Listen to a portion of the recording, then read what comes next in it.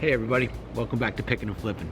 While I'm hanging out in the neighbor's pool, I'm going to let my good friend Chris at Pinetop Jackeson up in the Pacific Northwest tell you all about the FG-75 we just picked up. Take it away, Chris.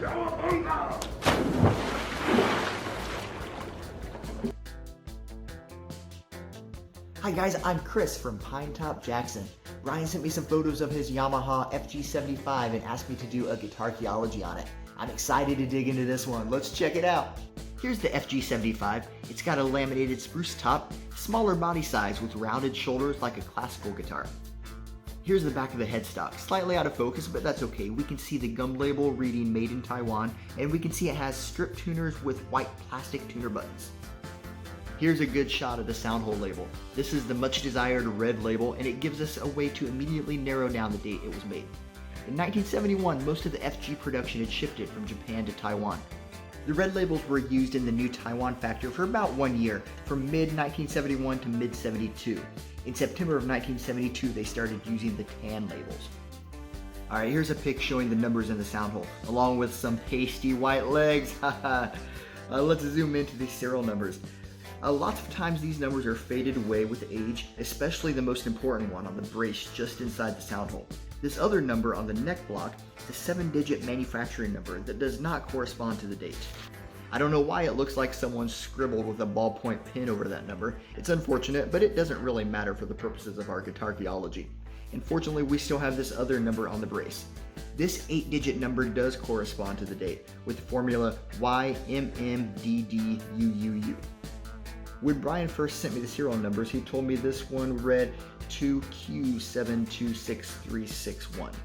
Now I see this little squiggle down here that makes it look like a Q, but that doesn't really make sense with the conventional knowledge. Of course, in Guitarchaeology, you're always finding bits of conflicting information. But I think it's not too far-fetched to say that this is not a Q but a 0, in which case we have the serial number 207266361. Now we already know, because it has a red label, that this guitar was made in the early 1970s. So with the number 7 presupposed, this first digit being 2 means it was made in 1972. The next two digits, 07, means it was made in July. So now we know this FG-75 was made in July 26, 1972. Those last three digits, 361, means something like it's the 361st unit of the particular batch. I know you guys want to hear what this 1972 Yamaha FG-75 sounds like. Let's cut back to picking and flipping. Hey, thanks a lot, Chris. That was a big help. If anybody's looking for any information on a guitar, I highly recommend checking out Chris at Pinetop Jackeson on YouTube. That guy knows everything about acoustic flat top guitars, especially vintage Japanese import stuff, like the oddball stuff. He's got it all. I really want to thank Chris for helping us out, finding out, doing the Guitarchaeology on this. I love that term, Guitarchaeology. This thing is definitely not garbage. I will put his link in the description, and I'll also have one up on the screen. All right, let's check this thing out and see what it sounds like.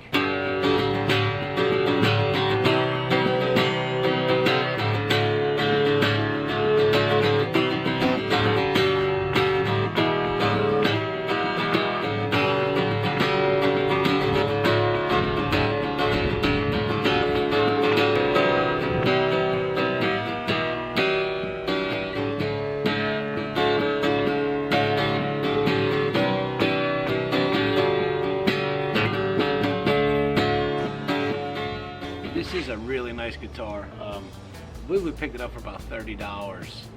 It didn't come with the case. It didn't even have any strings on it. I just threw some strings on it, but it is a nice little player. It's a real good campfire guitar or kid's guitar, you know, you want to learn on it or something like that. Something with a not big investment, but you still have a decent guitar.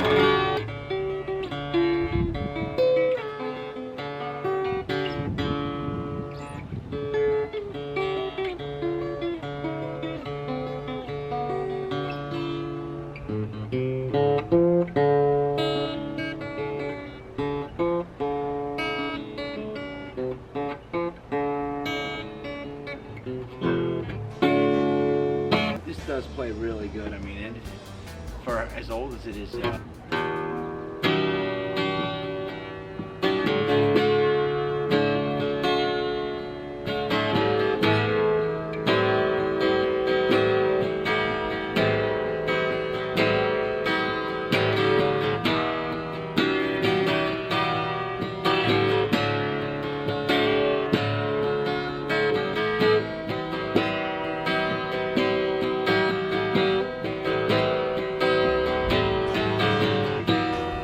thank Chris again up at Pinetop Jackeson for helping me out with this one, and you will see him again, I'm sure, because like I said, he really knows his stuff. And go check him out, give him a subscribe, give him a like, check out some of his videos, man. He's got some really neat stuff.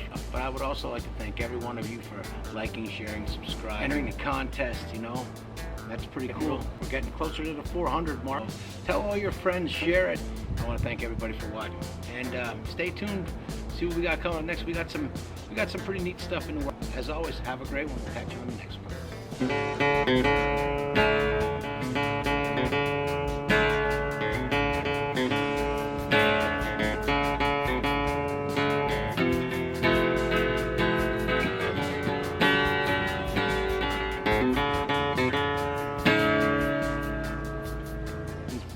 Any comments, some stuff you want me to do on the channel, some stuff you don't want me to do on the channel, let me know, you know, because I'm really doing this for some fun for me, but I'm doing it for you too, because as long as you keep watching, I'll keep making the videos. So, thanks everybody, you have a great one, and we'll catch you on the next one.